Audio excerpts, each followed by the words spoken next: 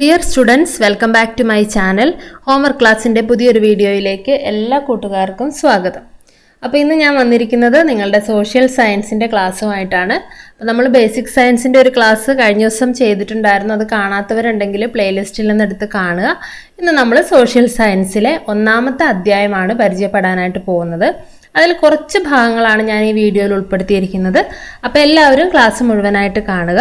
ഇനി വിക്ടേഴ്സിൽ നമുക്ക് ഈ ഒരു അധ്യായം പഠിപ്പിച്ച് തുടങ്ങുമ്പോൾ നിങ്ങൾക്ക് കുറച്ചുകൂടി എളുപ്പമാവാൻ വേണ്ടി നമ്മുടെ ഈ ക്ലാസ് കണ്ടാൽ അത് നിങ്ങൾക്ക് ഉപകാരപ്പെടും. അപ്പോൾ നിങ്ങൾ റിലാക്സ് ആയിട്ട് കാണുക. ഇപ്പോൾ പഠിക്കേണ്ട ആവശ്യമൊന്നുമില്ല, കാര്യങ്ങളൊക്കെ ജസ്റ്റ് ഒന്ന് മനസ്സിലാക്കുക. അതിനുശേഷം നമുക്ക് വിക്ടേഴ്സിൽ ക്ലാസ് തുടങ്ങുമ്പോൾ നോട്ട്സൊക്കെ എഴുതി നന്നായിട്ട് പഠിക്കാം. ഓക്കെ, അപ്പോൾ നമ്മുടെ ഒന്നാമത്തെ അധ്യായത്തിൻ്റെ പേര് മധ്യകാല ഇന്ത്യ അധികാര കേന്ദ്രങ്ങൾ എന്നാണ്. ഓക്കെ, ഇംഗ്ലീഷ് മീഡിയംകാർക്ക് medieval India the centres of power. അപ്പോൾ ഇന്ത്യയുടെ കുറച്ച് ചരിത്രത്തെക്കുറിച്ചാണ് നമ്മൾ പഠിക്കാനായിട്ട് പോകുന്നത്. ഓക്കെ, ഏത് സമയത്തെ ചരിത്രമാണെന്ന് ഞാൻ പറഞ്ഞുതരാം. അതിനു മുമ്പ് ഇവിടെ നിങ്ങൾക്കായിട്ടൊരു ചെറിയ കത്ത് കൊടുത്തിട്ടുണ്ട് നിങ്ങളുടെ ടെക്സ്റ്റ് ബുക്കിൽ. അതൊന്ന് വായിച്ചു നോക്കാം. ഓക്കെ, കൂട്ടുകാരെ, ഞാൻ യമുന നദി. എന്നെക്കുറിച്ച് കേട്ടിട്ടുണ്ടാകുമല്ലോ. ഇന്ത്യയിലെ ഏറ്റവും വലിയ നദിയായ ഗംഗയുടെ പോഷക നദികളിൽ ഒന്നാണ് ഞാൻ. ഉത്തരാഖണ്ഡിലെ യമുനോത്രിയിൽ നിന്നാണ് എൻ്റെ ഉത്ഭവം. ഞാൻ ഒഴുകുന്ന വഴിയിലെ പ്രധാന നഗരങ്ങളിൽ ഒന്നാണ് ഡൽഹി. കുത്തബ് മിനാർ, മെഹ്റൂളിയിലെ ഇരുമ്പ് സ്തംഭം, ജുമാ മസ്ജിദ്, ചെങ്കോട്ട, ഇന്ത്യ ഗേറ്റ്, അങ്ങനെ ഒട്ടനവധി ചരിത്ര സ്മാരകങ്ങൾ ഇവിടെ തലയുയർത്തി നിൽക്കുന്നു. നിരവധി രാജവംശങ്ങളുടെ വളർച്ചയ്ക്കും തകർച്ചയ്ക്കും സാക്ഷിയായ നഗരമാണ് ഡൽഹി. എന്താണ് ഡൽഹിയെക്കുറിച്ചാണ് ഇവിടെ പറയുന്നത് അല്ലേ? ഡൽഹിയെക്കുറിച്ച് ആരാണ് പറയുന്നത്? യമുന നദിയാണ്. യമുന നദിയെക്കുറിച്ച് നിങ്ങൾ കേട്ടിട്ടുണ്ടാവും. ഇന്ത്യയിലെ ഏറ്റവും വലിയ നദിയായ ഗംഗയുടെ പോഷക നദികളിൽ ഒരു നദിയാണ് യമുന നദി. ഓക്കെ, എവിടെ നിന്നാണ് യമുന നദി ഉത്ഭവിക്കുന്നത്? ഉത്തരാഖണ്ഡിലെ യമുനോത്രിയിൽ നിന്ന് അല്ലേ? ഈ യമുന നദി ഒഴുകുന്ന പ്രധാന നഗരങ്ങളിൽ ഒരു നഗരമാണ് ഡൽഹി. ആ ഡൽഹിയിലെ ചരിത്ര സ്മാരകങ്ങൾ, കുത്തബ് മിനാർ അല്ലെങ്കിൽ ജുമാ മസ്ജിദ്, ചെങ്കോട്ട, ഇതിലെല്ലാം എന്തൊഴുകുന്നുണ്ട്? യമുന നദി ഒഴുകുന്നുണ്ട്. അപ്പോൾ ഒരുപാട് രാജവംശങ്ങളുടെ അവരുടെ വളർച്ചയും തകർച്ചയും ഒക്കെ കണ്ട ഒരു നഗരമാണ് ഡൽഹി. ഡൽഹിയെക്കുറിച്ചാണ് നമ്മൾ ആദ്യം പഠിക്കാനായിട്ട് പോകുന്നത്. അപ്പോൾ CE 8-ാം നൂറ്റാണ്ട് മുതൽ 18-ാം നൂറ്റാണ്ട് വരെയുള്ള കാലം ഇന്ത്യ ചരിത്രത്തിൽ പൊതുവെ മധ്യകാലഘട്ടമെന്ന് അറിയപ്പെടുന്നു. ഈ മധ്യകാലഘട്ടത്തിലെ ഇന്ത്യൻ ഭരണത്തെക്കുറിച്ച് അല്ലെങ്കിൽ രാജവംശങ്ങളെക്കുറിച്ചാണ് സോഷ്യൽ സയൻസിലെ ഒന്നാമത്തെ അധ്യായത്തിൽ നമ്മൾ നോക്കാനായിട്ട് പോകുന്നത്. ഓക്കെ, അപ്പോൾ ഇംഗ്ലീഷ് മീഡിയംകാർ ശ്രദ്ധിക്കുക. ഇതാണ് നമുക്കുള്ള letter. Friends, I am the river Yamuna. You might have heard of me. I am one of the tributaries of the Ganga, the longest river in India. I originate from the Yamunotri in Uttarakhand. Delhi is one of the important cities on my way. The Qutub Minar, the Iron Pillar of Mehruli, the Juma Masjid, the Red Fort, the India Gate, many such majestic historical monuments can be found here. Delhi has witnessed the rise and fall of several dynasties. അപ്പം നമ്മൾ ആ ഒരു സമയത്തുണ്ടായിരുന്ന ഡൈനാസ്റ്റീസിനെ കുറിച്ചാണ് ഇവിടെ പഠിക്കാനായിട്ട് പോകുന്നത്. The period between CE 8th century and 18th century is generally known as the medieval period in Indian history. Indian ഹിസ്റ്ററിയിലെ medieval period അല്ലെങ്കിൽ മധ്യ കാലഘട്ടത്തെക്കുറിച്ചാണ് നമ്മൾ നോക്കുന്നത്. ഓക്കെ, അപ്പോൾ ഇവിടെ ഒരു ചിത്രം തന്നിട്ടുണ്ട് അല്ലേ? ഇന്ത്യയുടെ ഭൂപടമാണ്. ഈ ഭൂപടത്തിൽ നിന്നും എന്തൊക്കെ വിവരങ്ങളാണ് നിങ്ങൾക്ക് വായിച്ചെടുക്കാൻ പറ്റുന്നതെന്ന് നോക്കിക്കേ. അതില് ഡൽഹി അടയാളപ്പെടുത്തിയിട്ടുണ്ട്, ശരിയാണ്. പിന്നെ എന്തൊക്കെയാ തന്നിരിക്കുന്നത്? സിന്ധു ഗംഗാ സമതലം അല്ലേ, ആരവല്ലി പർവ്വതം, യമുന നദി, ഇത്രയും കാര്യങ്ങൾ തന്നിട്ടുണ്ട് അല്ലേ? അപ്പോൾ ഇംഗ്ലീഷ് മീഡിയം കൂട്ടുകാർ നോക്കുക. ഇൻഡോ ഗാഞ്ചറ്റിക് പ്ലെയിൻ തന്നിട്ടുണ്ട്, ഡൽഹി തന്നിട്ടുണ്ട്, Yamuna river, Aravalli mountain ranges അല്ലേ? എന്താണ് ഈ ചിത്രത്തിൽ നിന്ന് നിങ്ങൾക്ക് മനസ്സിലാവുന്നത്? ഡൽഹി എന്ന നഗരത്തെ ചുറ്റിപ്പറ്റിയുള്ള ചില പ്രത്യേകതകളെ കുറിച്ചാണ് നമ്മൾ പഠിക്കാനായിട്ട് പോകുന്നത്. ഓക്കെ, അപ്പൊ സിന്ധു ഗംഗാ സമതലത്തിലാണ് ഡൽഹി സ്ഥിതി ചെയ്യുന്നത്. ഈ ചിത്രത്തിൽ നിന്ന് നമുക്ക് മനസ്സിലായി അല്ലേ?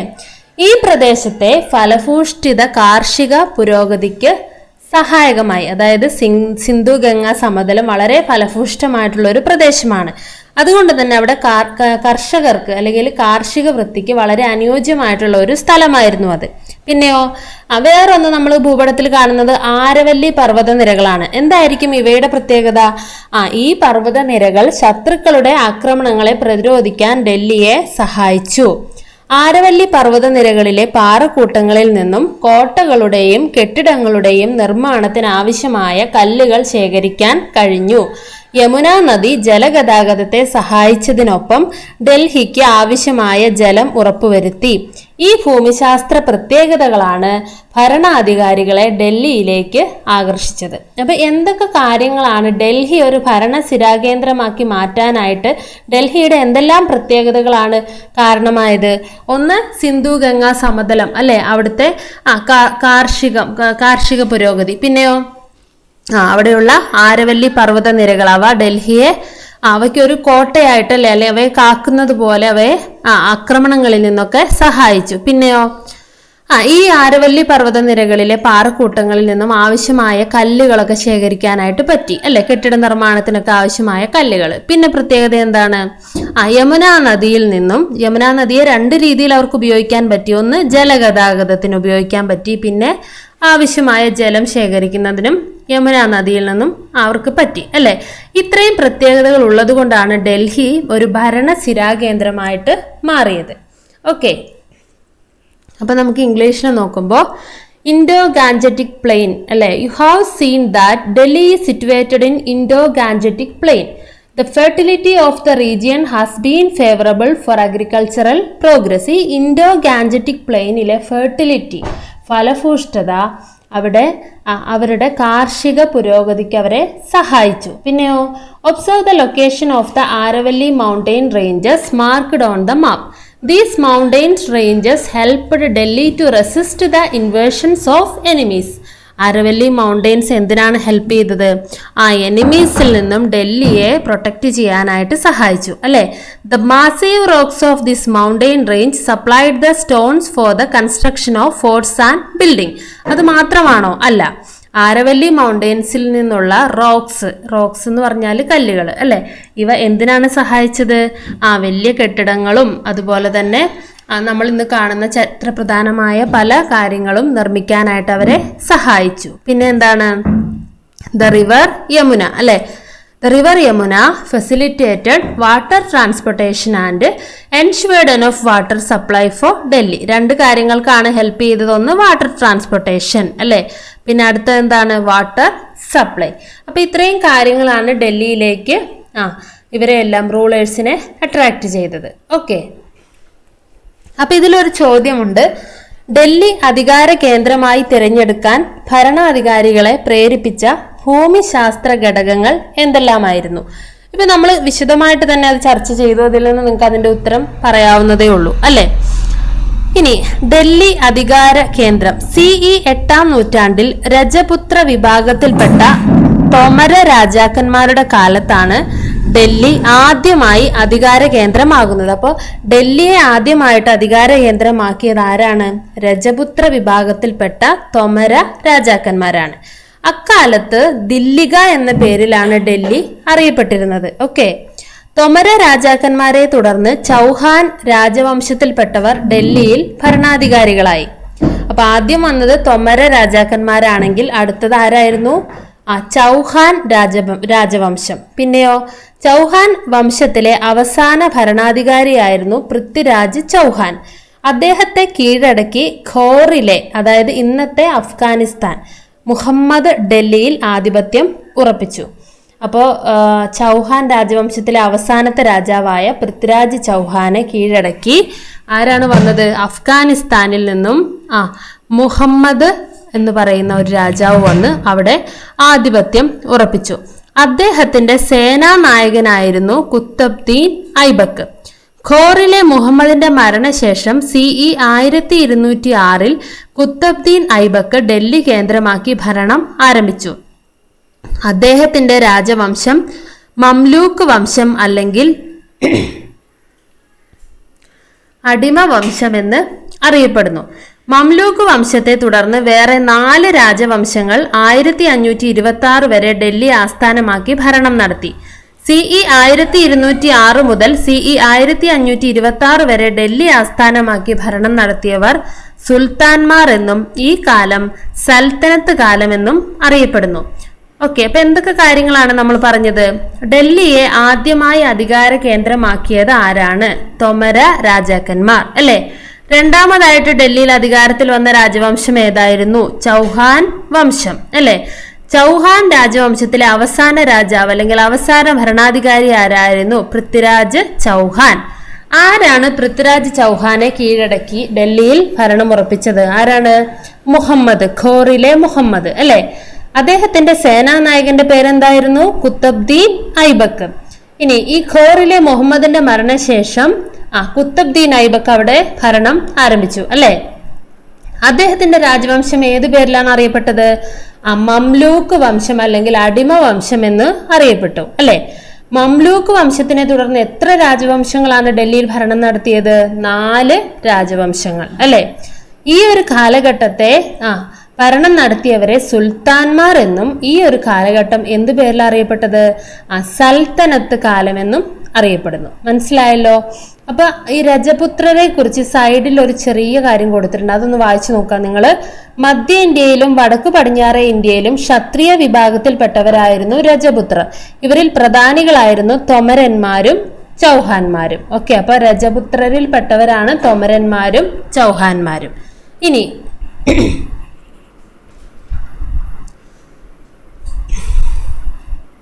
Delhi as a seat of power. It was under the Tomar kings who were Rajputs that Delhi first became a seat of power in CE 8th century. അപ്പോൾ ഡൽഹിയിൽ ആദ്യമായിട്ട് ഭരണം നടത്തിയത് ആരാണ്? തൊമർ കിങ്സ് എന്നാണ് അവർ അറിയപ്പെട്ടിരുന്നത്. Back then Delhi was known as Dillika. Following the Tomars, the Chauhan dynasty ruled Delhi. അപ്പോൾ അവർക്ക് ആ സമയത്ത് ഡൽഹി അറിയപ്പെട്ടിരുന്നത് ദില്ലിക എന്നായിരുന്നു. അവർക്ക് ശേഷം തൊമർ കിങ്സിന് ശേഷം അവിടെ ഭരിച്ചത് Chauhan dynasty. Prithviraj Chauhan was the last king of Chauhan dynasty. Chauhan ഡൈനാസ്റ്റിയിലെ അവസാന രാജാവായിരുന്നു Prithviraj Chauhan. Muhammad of Ghor defeated Prithviraj Chauhan and established his domination over Delhi. Muhammad of Ghor, ഗോറിലെ മുഹമ്മദ് പൃഥ്വിരാജ് ചൗഹാനെ പരാജയപ്പെടുത്തി ഡൽഹിയിൽ ഭരണം ഉറപ്പിച്ചു. Qutbuddin Aibak was his commander in chief. After the death of Muhammad of Ghor, Qutbuddin established his rule in CE 1206 with Delhi as the seat of power. അപ്പം ആരായിരുന്നു കുത്തബ്ദീൻ ഐബക്ക്? പൃഥ്വിരാജ് ചൗഹാന്റെ commander in chief ആയിരുന്നു അല്ലെ. അപ്പോൾ പൃഥ്വിരാജ് ചൗഹാന്റെ അല്ല, മുഹമ്മദ് ഓഫ് ഗോറിന്റെ മരണശേഷം കുത്തബ്ദീൻ ഐബക്ക് അവിടെ ഭരണം ഉറപ്പിച്ചു എന്നാണ് പറയുന്നത്. This dynasty is known as Mamluk dynasty അല്ലെങ്കിൽ സ്ലേവ് ഡൈനാസ്റ്റി. ഈ ഒരു രാജവംശം അറിയപ്പെട്ടിരുന്നത് എങ്ങനെയാണ്? മംലൂക്ക് രാജവംശം അല്ലെങ്കിൽ അടിമ വംശം എന്ന് അറിയപ്പെടുന്നു. 4 major dynasties ruled Delhi after the decline of the Mamluk dynasty and their rule lasted until CE 1526. അതിനുശേഷം 4 രാജവംശങ്ങൾ അവിടെ ഭരിച്ചു എന്നാണ് പറയുന്നത്. ഈ കാലഘട്ടം അറിയപ്പെടുന്നത് എങ്ങനെയാണ്? The rulers of Delhi between CE 1206 and CE 1526 are known as Sultans and the period of their reign is known as Sultanate period. Okay, അപ്പോൾ എന്ത് ചെയ്യുക, നിങ്ങൾ ഈ കാര്യങ്ങൾ ഒന്ന് ഒരു ഓർഡറിൽ ഇങ്ങനെ ഓർത്ത് വെച്ചാൽ മതി. അപ്പം നിങ്ങൾക്ക് പെട്ടെന്ന് തന്നെ മനസ്സിലാവും. നമ്മളിനി ഒന്നുകൂടെ ഇത് പഠിക്കും, ആ സമയത്ത് നമുക്ക് നന്നായിട്ട് പഠിക്കാവുന്നതേ ഉള്ളൂ. ഇപ്പം നിങ്ങൾ കാര്യങ്ങളൊക്കെ ഒന്ന് ജസ്റ്റ് മനസ്സിലാക്കി വെക്കുക. അപ്പം അതിൽ തന്നെ ഇവിടെ പറയുന്നുണ്ട് രാജ്പുത്സ് അല്ലേ, രാജ്പുത്സിനെ കുറിച്ച് പറയുന്നുണ്ട്. The Rajputs were the Kshatriyas of the central and north west India. The Tomars and the Chauhans were prominent among them. അപ്പം അന്നത്തെ ക്ഷത്രിയന്മാരായിരുന്നു രജപുത്രർ എന്ന് പറയുന്നത്. അവര് അതിൽ പെട്ട 2 രാജവംശങ്ങളാണ് തോമർസും അതുപോലെ തന്നെ ചൗഹാൻസും. ഓക്കെ, ഇനി ഇവിടെ ഒരു ചാർട്ട് തന്നിട്ടുണ്ട് നിങ്ങൾക്ക് ഈ വംശങ്ങളൊക്കെ മനസ്സിലാക്കാൻ വേണ്ടിയാണ്. അപ്പൊ അതിൽ ആദ്യമായിട്ട് നമ്മൾ കൊടുത്തിരിക്കുന്നത് മംലൂക്ക് വംശം അല്ലെങ്കിൽ അടിമ വംശമാണ്. അതിൽ ഉണ്ടായിരുന്ന പ്രധാനപ്പെട്ട ഭരണാധികാരികളാണ് കുത്തബ്ദീൻ ഐബക്ക്, ഇൽത്തുമിഷ്, ബാൽബൻ. അടുത്തത് ഗൽജി വംശം. ഗൽജി വംശത്തിൽ അലാവുദ്ദീൻ ഗൽജി. തുഗ്ലക് വംശത്തിൽ മുഹമ്മദ് ബിൻ തുഗ്ലക്, ഫിറോസ് ഷാ തുഗ്ലക്. ഇങ്ങനെ 2 പേരാണ് പ്രധാനമായിട്ടുണ്ടായിരുന്ന ഭരണാധികാരികൾ. സയ്യിദ് വംശത്തിൽ ഗിസിർ ഖാൻ. ഓക്കെ, അതേപോലെ തന്നെ ലോധി വംശത്തിൽ ഇബ്രാഹിം ലോധി. അപ്പം മംലൂക്ക് ഡൈനാസ്റ്റി അല്ലെങ്കിൽ സ്ലേവ് ഡൈനാസ്റ്റിയിൽ കുത്തബ്ദീൻ ഐബക്, ഇൽതുമിഷ് ആൻഡ് ബൽബൻ. ഖൽജി ഡൈനാസ്റ്റിയിൽ അലാവുദ്ദീൻ ഖൽജി. തുഗ്ലക് ഡൈനാസ്റ്റിയിൽ മുഹമ്മദ് ബിൻ തുഗ്ലക്, ഫിറോസ് ഷാ തുഗ്ലക്. സയ്യിദ് ഡൈനാസ്റ്റിയിൽ കിസർ ഖാൻ. ലോധി ഡൈനാസ്റ്റിയിൽ ഇബ്രാഹിം ലോധി. ഓക്കെ, അപ്പോൾ ഫ്ലോ ചാർട്ടിലെ വിവരങ്ങളുടെ അടിസ്ഥാനത്തിൽ താഴെ പറയുന്ന പട്ടിക പൂർത്തിയാക്കുക. സൽത്തനത്ത് രാജവംശങ്ങൾ, പ്രധാന ഭരണാധികാരികൾ എന്ന് പറഞ്ഞൊരു പട്ടികയാണ്. അപ്പൊ നിങ്ങൾ എന്ത് ചെയ്യുക, ഈ പട്ടിക ഇതുപോലെ എഴുതിയിട്ട് നമ്മൾ തയ്യാറാക്കുക. അപ്പൊ നമ്മൾ ആ ഫ്ലോ ചാർട്ടിൽ തന്നില്ലേ, അതേ ഓർഡർ തന്നെ എഴുതിയാൽ മതി. മംലൂക്ക് വംശം എഴുതുക, പ്രധാന ഭരണാധികാരികളുടെ പേര് കൊടുക്കുക, അതുപോലെ തന്നെ ഖൽജി വംശം, തുഗ്ലക് വംശം, സയ്യിദ്, ലോധി. ഓക്കെ, ഇതെല്ലാം എഴുതുക. ഡൽഹി സുൽത്താൻമാരുടെ ഭരണം ഇന്ത്യയുടെ മറ്റു ഭാഗങ്ങളിലേക്ക് വ്യാപിച്ചത് എങ്ങനെയെന്ന് നോക്കാം. കുത്തബ്ദീൻ ഐബക്കിന് ശേഷം അധികാരത്തിലെത്തിയത് ഇൽതുമിഷ് ആയിരുന്നു. അദ്ദേഹം മുൾട്ടാൻ, ലാഹോർ, ബംഗാൾ തുടങ്ങിയ പ്രദേശങ്ങൾ കീഴടക്കി. തന്റെ നിയന്ത്രണത്തിലുണ്ടായിരുന്ന പ്രദേശങ്ങളിൽ ഒരു ഏകീകൃത നാണയ വ്യവസ്ഥ നടപ്പിലാക്കി. തങ്ക, ജിതൽ എന്നിവയായിരുന്നു നാണയങ്ങൾ. അപ്പം നമ്മളിപ്പോ കുത്തബ്ദീൻ ഐബക്കിന്റെ കണ്ടല്ലേ, അതിനുശേഷം വന്നത് ഇൽതുമിഷ് ആയിരുന്നു എന്ന് പറഞ്ഞു. അപ്പൊ ഇൽതുമിഷ് കീഴടക്കിയ പ്രദേശങ്ങൾ ഏതൊക്കെയാണ്? മുൾട്ടാൻ, ലാഹോർ, ബംഗാൾ. ഈ പ്രദേശങ്ങളിലെല്ലാം ഒരേ നാണയം, ഒരു നാണയം വരണം, ഏകീകൃത നാണയ വ്യവസ്ഥ വരണം എന്ന രീതിയിൽ അദ്ദേഹം ഒരു വ്യവസ്ഥ നടപ്പിലാക്കി. തങ്ക, ജിതൽ എന്നിവയായിരുന്നു നാണയങ്ങളുടെ പേരുകൾ. ഓക്കെ, അപ്പോൾ complete the table given below based on the flow chart. അപ്പം നിങ്ങൾ ഈ ടേബിൾ കംപ്ലീറ്റ് ചെയ്യാം, അറിയാലോ, ആ ഒരു ഫ്ലോ ചാർട്ട് നോക്കിയിട്ട് ഇത് കംപ്ലീറ്റ് ചെയ്യുക. Dynasties of the sultanate period and major rulers. അപ്പം ഈ രീതിയിൽ ഇത് കംപ്ലീറ്റ് ചെയ്യുക. എന്നിട്ട് let us discuss the expansion of power of the Delhi sultans to other parts of Indian subcontinent. Iltutmish was the ruler who assumed power after Kutubuddin. He conquered Multan, Lahore, Bengal, etc. He introduced a uniform monetary system in the regions under his control. Tanka and Jidal were the newly introduced coins. എന്തൊക്കെയാ പറഞ്ഞത്? കുത്തബ്ദീന് ശേഷം അധികാരത്തിൽ അല്ലെങ്കിൽ പവറിൽ വന്നത് ആരാണ്? ഇൽതുമിഷ് ആണ് അല്ലെ. അദ്ദേഹം എവിടെയൊക്കെ കീഴടക്കി? മുൾട്ടാൻ, ലാഹോർ, ബംഗാൾ തുടങ്ങിയ സ്ഥലങ്ങളെല്ലാം അദ്ദേഹം കീഴടക്കി. അദ്ദേഹം കീഴടക്കിയ സ്ഥലങ്ങളിലെല്ലാം കൂടെ കൂടി ഒരു ഒറ്റ നാണയം, monetary system, uniform monetary system കൊണ്ടുവരാനായിട്ട് അദ്ദേഹം ശ്രമിച്ചു. എന്തായിരുന്നു കോയിൻസിന്റെ പേര്? തങ്ക ആൻഡ് ജിതൽ. ഓക്കെ,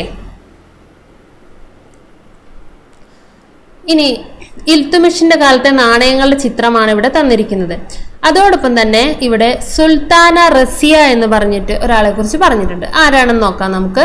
ഡൽഹി സൽത്തനത്തിലെ ഏക വനിതാ ഭരണാധികാരിയായിരുന്നു സുൽത്താന റസിയ. ഇൽതുമിഷിന്റെ മകളായിരുന്നു റസിയ. ചില പ്രഭുക്കന്മാർ എതിരായതോടെ സുൽത്താന റസിയയ്ക്ക് അധികാരം നഷ്ടപ്പെട്ടു. അപ്പോൾ ഇൽതുമിഷിന്റെ മകളായ സുൽത്താന റസിയ എന്തായിരുന്നു അവരുടെ പ്രത്യേകത? ഡൽഹി സൽത്തനത്തിലെ ഏക വനിതാ ഭരണാധികാരിയായിരുന്നു അവര്. ഓക്കെ, ഇതിൽ ഇടതുഭാഗത്തായിട്ട് ഇൽതുമിഷിന്റെ അധീനതയിലുണ്ടായിരുന്ന പ്രദേശങ്ങൾ തന്നിട്ടുണ്ട്. ചിത്രം കണ്ടോ നിങ്ങൾ? ആ ഒരു ഓറഞ്ച് കളറിൽ തന്നതാണ് മുൾട്ടാൻ, ലാഹോർ, ബംഗാൾ. അത്രയും സ്ഥലങ്ങളായിരുന്നു അദ്ദേഹത്തിന്റെ കീഴിൽ വന്നിട്ടുണ്ടായിരുന്നത്. ഇൽതുമിഷിന് ശേഷം അധികാരത്തിലെത്തിയ പ്രധാന ഭരണാധികാരി ബാൽബൻ ആയിരുന്നു. അപ്പം who's Sultana Razia? Sultana Razia was the only woman ruler of the Delhi sultanate അല്ലെ. ഡൽഹി സൽത്താനേറ്റിലെ ഏക വനിതാ ഭരണാധികാരി. She was the daughter of Iltutmish. She lost her power owing to the protest from some nobles. Okay, അപ്പൊ ആ പ്രദേശങ്ങൾ ദ റീജിയൻസ് അണ്ടർ ഇൽതുമിഷ് ആണ് തന്നിരിക്കുന്നത്. അതേപോലെ ഇൽതുമിഷിന്റെ കോയിൻസും അവിടെ തന്നിട്ടുണ്ട്. ഓക്കെ, അപ്പൊ ഇത്രയും ഭാഗങ്ങളാണ് ഞാൻ ഈ വീഡിയോയിൽ ഉൾപ്പെടുത്തിയിട്ടുള്ളത്. അപ്പൊ നിങ്ങൾ എന്ത് ചെയ്യാന്നറിയോ, ഇപ്പൊ നമ്മൾ കുറെ കാര്യങ്ങളൊക്കെ പറഞ്ഞു അല്ലേ. ഈ കാര്യങ്ങളൊക്കെ നിങ്ങൾ ടെക്സ്റ്റ് ബുക്ക് നന്നായിട്ട് വായിച്ച് മനസ്സിലാക്കുക. അതിനുശേഷം എന്തൊക്കെ കാര്യങ്ങൾ നിങ്ങൾ ജസ്റ്റ് ഒന്ന് ഓർത്തെടുക്കുക, എന്തൊക്കെ കാര്യങ്ങൾ ഓർമ്മ വരുന്നുണ്ടെന്നുള്ളതെല്ലാം. പിന്നെ നമുക്ക് ഇതിന്റെ നോട്ട്സും എന്തൊക്കെ പഠിക്കേണ്ടത് ബാക്കി കാര്യങ്ങളൊക്കെ നമുക്ക് വിക്ടേഴ്സിൽ ക്ലാസ് തുടങ്ങുന്ന സമയത്ത് അതിനനുസരിച്ച് ചെയ്യാം. അല്ലെങ്കിൽ വർക്ക്ഷീറ്റൊക്കെ ആ സമയത്ത് നമുക്ക് ചെയ്യാം. ഇപ്പം നിങ്ങൾ ചെയ്യുക, ടെക്സ്റ്റ് ബുക്ക് നന്നായിട്ട് 2-3 പ്രാവശ്യം വായിക്കുക. അപ്പം തന്നെ കുറേ കാര്യങ്ങൾ നിങ്ങളുടെ മനസ്സിലേക്ക് വരും. പിന്നെ നിങ്ങൾ ഒന്നുകൂടെ പഠിക്കുമ്പോൾ നിങ്ങൾക്ക് ഈ പാഠം നന്നായിട്ട് പഠിക്കാനായിട്ട് പറ്റും. അപ്പം ഇതിൻ്റെ ബാക്കി ഭാഗങ്ങളുണ്ട്, അത് നമുക്ക് അടുത്ത ദിവസങ്ങളിലായിട്ട് അപ്ലോഡ് ചെയ്യാം. അപ്പം ഇത്രയേ ഉള്ളൂ. നമ്മുടെ ചാനൽ ആദ്യമായിട്ട് കാണുന്ന ആരെങ്കിലും ഉണ്ടെങ്കിൽ മറക്കാതെ തന്നെ ചാനൽ ഒന്ന് സബ്സ്ക്രൈബ് ചെയ്യുക. നമുക്കിനി അടുത്തൊരു ക്ലാസ്സിൽ കാണാം. ബൈ.